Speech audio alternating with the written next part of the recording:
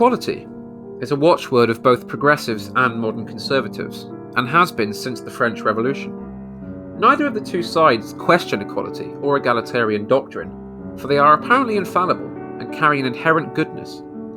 It appears to me that our societies could be vastly improved if we abandoned our current dogma, the pursuit of absolute equality without question, and instead began to acknowledge the inevitability of hierarchy, the foolish dream that is equality, and the vital purpose that just inequality plays in the human condition. The social problem that progressives now find themselves in is the consequence of their attempt to create total equality among men in the face of their obvious inequality. My suggestion to anybody who believes in modern equality is this: when you come across unjust inequality, do not cure it with equality, but just inequality. There is also the bizarre attempt to fuse the two pillars of progressive thought, equality and diversity, whatever that means, together, which seems to me to be an error, because equality forces its victims to be the same. So introducing a diverse element will embarrass the advocate of equality when differences between various societal and, let's face it, ethnic groups become more apparent alongside the differences between individuals. The need for inequality and hierarchy becomes obvious to even the most stringent progressive when they look inside themselves. Our needs and actions are hierarchical, our relationships rank in importance, certain objects and possessions matter more to us than others. If we run our lives and actions in doctrines of equality, then we are no longer human or civilized. The ability to utilize inequality is what separates us from the beasts and the animals, because you cannot have civilization without inequality, and to level everything into equality is the barbarian substitute for order. Those who believe in the supremacy of equality often think themselves to be on the correct side of history. They imagine that their beliefs are somehow correct because they are kind and compassionate, or perhaps because they are sufficiently progressive. This drive towards egalitarianism is in fact exceedingly cruel and unjust. We have told several generations of people that they are all equal to one another, thus leading to mass alienation and detachment when the inevitable superiority of a few becomes apparent. However, if, as I suggest, we abandon forced unnatural equality and move towards hierarchical inequality, then each person can settle into his own distinct place without feeling the biting chill of egalitarian comparison.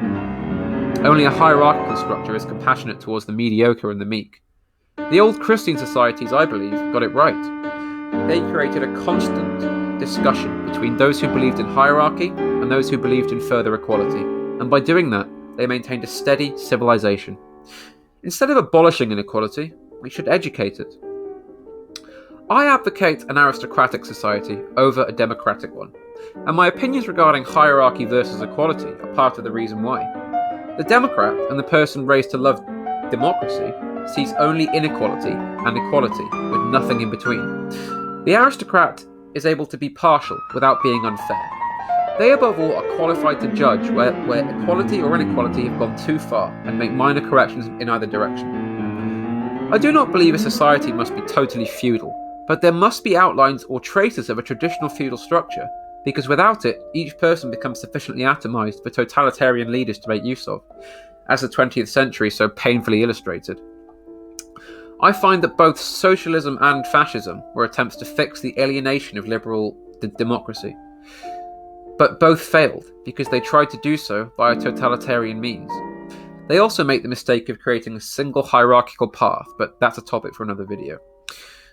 The gentle hierarchy commonplace before the Enlightenment ensured there was no unnecessary exclusion because there was a position for every man to occupy, whereas the vulgar and arbitrary hierarchy of 20th century ideology has only two positions: the mob and the party activist.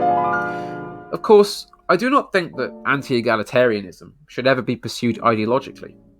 Both equality and inequality should be defended alternatively, depending on the dominant social thesis. Any institution or state can be made more equal or more unequal, but this does not mean that it needs to be made so. Nor do I think that equality is a worthless idea. For me, the most important form of equality is that accorded between humans in casual social situations. Because ultimately, we all fall prey to the same vices, mistakes, sins and flaws as each other, just as we are capable of the same virtues, successes, honours and strengths.